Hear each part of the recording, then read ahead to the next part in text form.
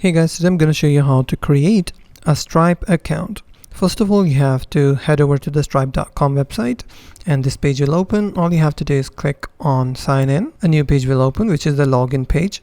From here, you have to select the option called create account. Click on it. Now you're on the register page. So first of all, you have to provide in your email, your full name, your password, and your country of residence. Then click on create account and then it will ask you to verify your email. So you have to click on open Gmail, click on verify your email address.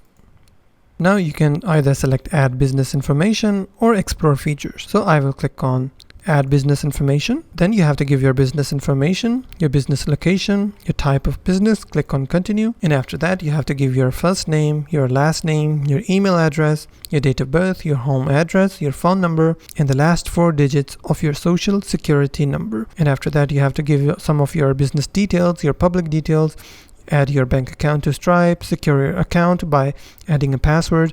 And there are some extras. You can also skip that. And after that, they will review your application and then you can finish off your sign up process on Stripe. And that's how to create an account on Stripe. If you find this video helpful, please hit the like button and don't forget to subscribe.